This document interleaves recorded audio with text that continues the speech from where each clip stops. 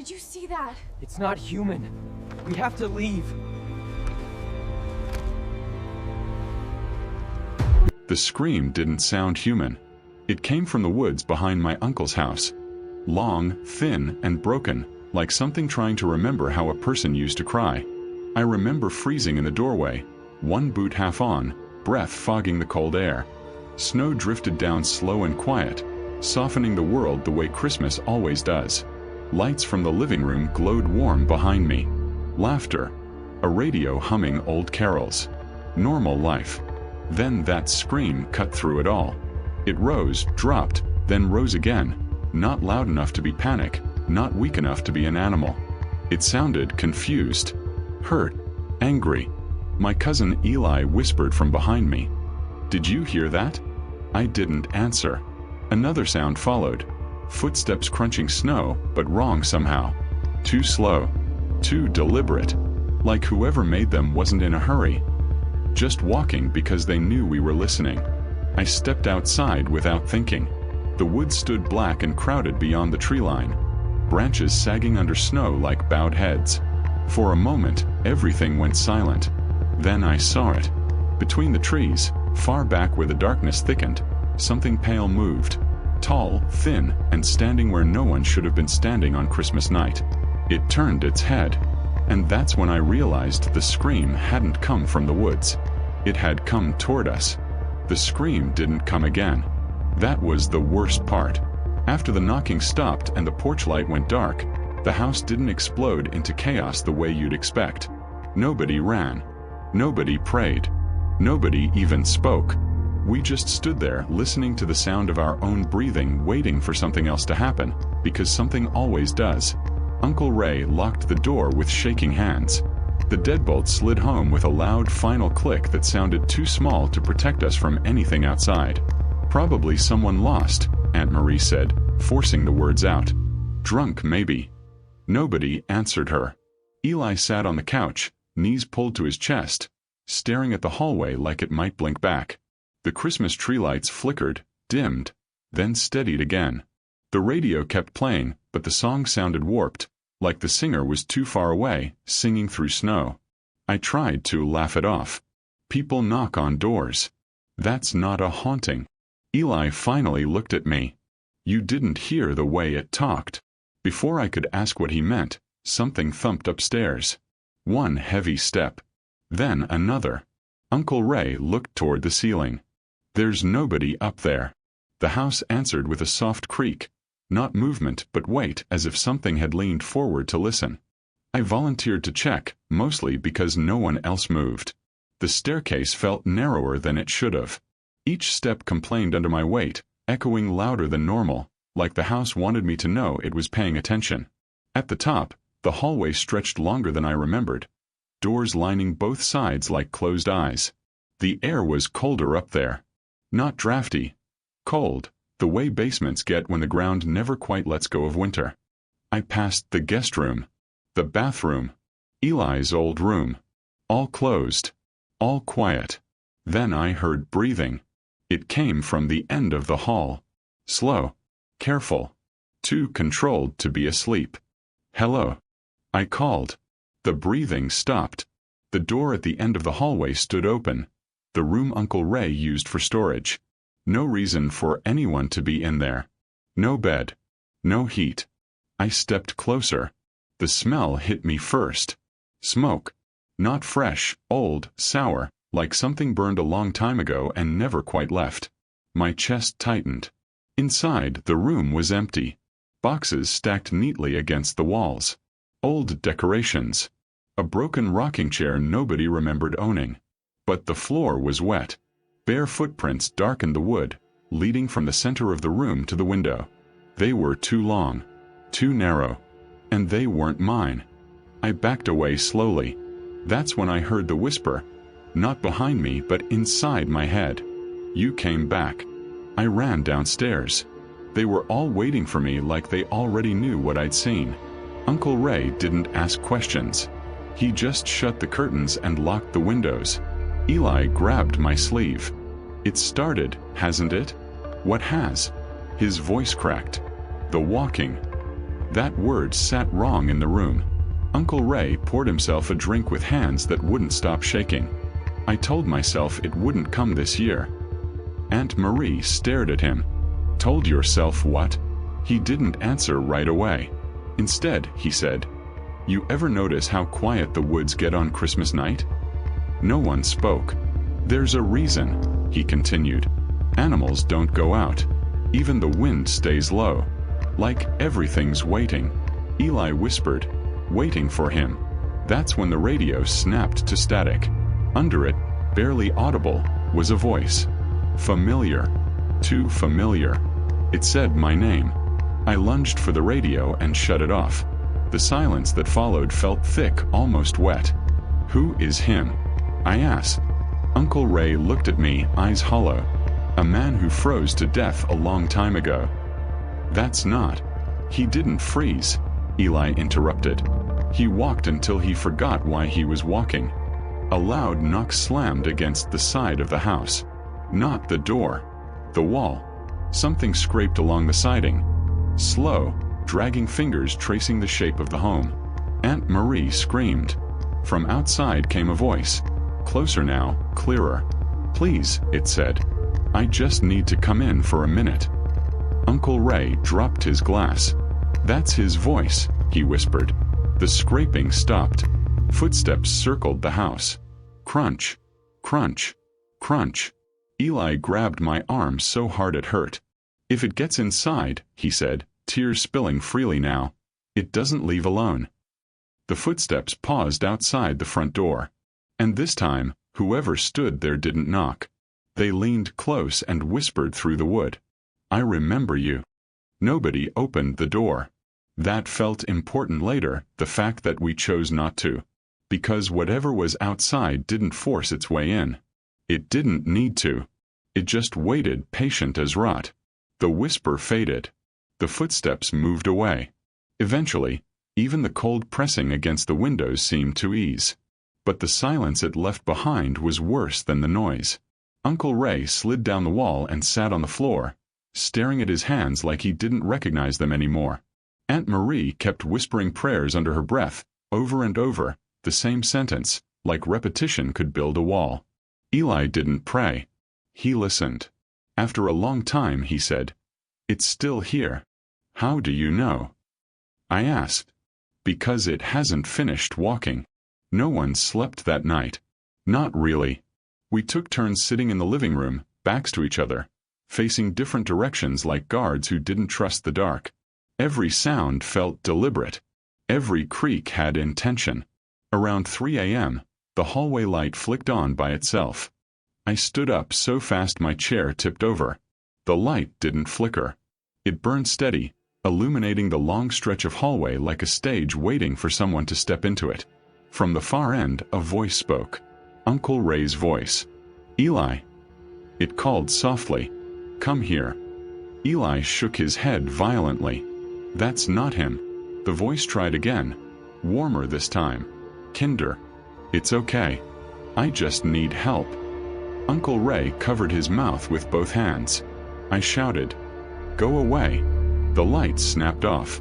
The rest of the night passed in fragments. Half dreams and half memories bleeding together. I kept seeing those footprints in my head. Too long. Too careful. Like whoever made them had all the time in the world. At dawn, the house felt wrong. Not damaged. Not disturbed. Just shifted.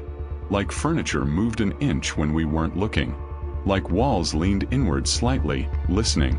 We found the footprints again. This time inside. They circled the dining table. Past the couch. Stopped in front of the mirror in the hallway. The old one with the warped glass that made reflections stretch. Bare feet. Wet. Facing the mirror. Eli wouldn't look at them. Uncle Ray finally started talking after breakfast. If you could call cold coffee and untouched food breakfast. His name was Caleb Holt, he said. He lived past the ridge. You could walk to his cabin if you knew the path. "Why are you telling us this now?" Aunt Marie asked. "Because he's done hiding," Ray replied. "And because I helped put him out there." Silence settled hard. Ray stared at the table. Years back, Caleb came to me. Said he was hearing things. Said something followed him when the snow fell. I told him to stop drinking. Told him to leave town if it scared him that bad. Eli whispered. You sent him away. Ray nodded. On Christmas Eve. Caleb never came back. Over the years, stories spread. Livestock found frozen stiff in strange places. Doors knocked on in the middle of the night. Voices calling people by name. Always Christmas. Always snow. People who followed the sounds didn't come back the same. Or at all. He doesn't kill right away, Eli said. He makes you walk. Walk where? I asked. Eli looked at me, eyes hollow. Until you forget why you ever stopped. That afternoon, the town showed its teeth. Neighbors stopped by under thin excuses, bringing food, checking in, but none of them crossed the threshold. They stood on the porch, eyes darting to the woods, to the windows, to the roof. One old man grabbed my arm before leaving. If it speaks to you, he said, breath reeking of fear, don't answer. It remembers voices. By evening, the radio wouldn't turn on at all. Phones lost signal. Snow started falling harder. Thick, heavy flakes that erased the road in minutes. We were cut off. Alone in a house that felt increasingly unfamiliar. That's when Eli disappeared. 1 second he was sitting on the couch beside me. The next, his seat was empty. Cushions still warm. We searched the house screaming his name.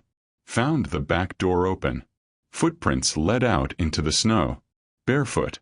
Too long. Uncle Ray collapsed to his knees. No. No, no, no. From the woods came Eli's voice. Distant, frightened. Uncle Ray, he called. I can't find the house. Ray surged to his feet. I'm coming. I grabbed him. That's not safe. Eli's voice cried out again. Closer now. It's so cold. Please. Ray sobbed. I left him once. I won't do it again. He ran. We chased him to the tree line. The woods swallowed him whole. The voice stopped. Then came footsteps. Not running. Walking. Circling. From deeper in the woods, another voice joined in, older, calmer. You see now, it said. This is how it happens. Something pale moved between the trees. Tall. Waiting. And as the snow fell thicker, I understood the truth that settled into my bones like ice. This wasn't haunting us. It was collecting. And Christmas was almost over. Uncle Ray vanished into the woods like the dark had been waiting to swallow him. Aunt Marie screamed his name until her voice broke, then until no sound came out at all. I stood at the edge of the trees, frozen, staring into the snow-choked blackness where the footsteps had disappeared. The woods were wrong. Too still. Too quiet. Snow fell, but it made no sound when it hit the ground, like the forest had learned to hold its breath. Then Uncle Ray screamed. It wasn't pain at first. It was recognition. Oh God, he cried. Caleb. The scream cut off. Something moved between the trees. Tall, thin, pale enough to glow faintly against the dark trunks, like moonlight stretched into the shape of a man. Its limbs bent just slightly wrong. Not broken, not twisted, just forgotten. Like the idea of a human body copied from memory. Aunt Marie collapsed to her knees. That's him, she whispered. That's what keeps knocking. The thing stepped closer. Each footfall left a bare print in the snow, deep and careful, as if it was savoring the act of standing on solid ground again. It stopped at the edge of the clearing and tilted its head. When it spoke, its voice wasn't monstrous. It was tired. You hear them too, don't you? It asked. I couldn't move. My legs burned like they'd been standing in ice too long. You hear the ones who don't come back, it continued. They keep me company. Behind it, deeper in the woods, shadows shifted. More shapes. Not fully formed, just suggestions of people standing where people shouldn't be standing. Uncle Ray's voice drifted out of the darkness. I didn't mean to leave you, he said, sobbing. I swear I didn't. The thing smiled, and the expression hurt to look at. Stretched skin, cracking lips, eyes shining with something close to relief. "I know," it said gently. "That's why I came back." It stepped aside. Uncle Ray emerged from the trees. Or what was left of him. His feet were bare and blackened, skin split and bleeding, but he didn't seem to notice. His eyes were unfocused, glassy, like he was already halfway somewhere else. He looked at us, at the house glowing weakly behind us, like it was something he remembered owning once. "I almost forgot," he whispered. "I almost forgot why I stopped." The thing placed a hand on his shoulder. "Not yet," it said. "Christmas isn't over." The world bent. I don't know how else to describe it. The house behind us stretched, its windows warping, doors multiplying. The woods pressed in from every direction, trees closing ranks like ribs around a heart. Time stuttered. I saw flashes. Moments that weren't mine. Caleb Holt walking through snow until his feet bled. Knocking on doors that stayed closed. Standing outside lit windows, listening to laughter that wasn't meant for him. Christmas after Christmas. Always alone. Always walking. The thing turned back to me. "You came back," it said. "That means you remember." "I didn't leave you," I said, though my voice shook. "I don't even know you." It crouched down, bringing its face level with mine. Its breath smelled like smoke and cold earth. "You know me," it whispered. "You're just earlier in the walk." A scream tore out of Aunt Marie as the shadows behind the thing stepped forward. They had faces now. Eli's face. Other faces I half recognized. Neighbors, townsfolk, people I'd seen once at Christmas dinners and never again. All barefoot. All waiting. I grabbed Aunt Marie and ran. The house slammed its door behind us like it was alive and afraid. We locked it, shoved furniture against it, screamed into phones that showed no signal. Outside, footsteps circled. Slow. Patient. The knocking started again. Not hard, not angry. Polite. Aunt Marie sobbed. "It wants us to open the door." "No," I said. "It wants us to choose to." The voice seeped through the walls, through the cracks, through our thoughts. "I don't force anyone," it said. "That's not how walking works." Upstairs, footsteps echoed. Bare feet on wood. A door creaked open. Aunt Marie looked at me with dawning horror. We locked everything. I backed toward the kitchen, grabbed the fireplace poker with shaking hands. From the hallway, Uncle Ray's voice called out. "Calm now. Empty. It's easier if you stop fighting." The thing stepped into the living room. Not through a door. Just there. The shadows followed. The house felt smaller by the second. Walls leaning inward, ceiling lowering like the lid of a coffin. The thing raised a hand and every shadow stilled. "This is where you decide," it said. "You can keep remembering. Or you can walk with us and forget." Aunt Marie screamed and charged it. She passed straight through. Collapsed in the snow outside. Gone. The thing turned back to me. Its face changed, subtly, horribly, becoming more like mine. "You don't get to leave," it said. "Not tonight." Footsteps echoed behind me. My own. And as the last Christmas light flickered and died, I felt the cold reach my feet. Bare. Waiting. Walking. The snow stopped falling hours later, though I'm not sure how I would have known. Time had become slippery in those woods. Minutes stretched and snapped like old rope, and I couldn't tell if I was awake or still walking in some frozen memory. When they found me, it was morning, the sky pale and gray. I was lying on the edge of the road, barefoot, numb, my fingers nearly frozen. The forest behind me was silent, almost peaceful. Too peaceful. Uncle Ray's house was gone. No lights, no smoke curling from the chimney, no footprints, nothing but the snow-covered road that led away from where it should have been. I staggered into town like a ghost. People stared. Some whispered. Most avoided my eyes. I tried to speak, but my voice was gone. Only the image haunted me. The pale man, his limbs bending just slightly wrong, the shadowed faces of the missing, circling, waiting. I never saw Uncle Ray again. Neither did anyone else. I wasn't sure if he'd been taken, or if he had become one of them. Christmas never returned the same. Neighbors told me their stories later.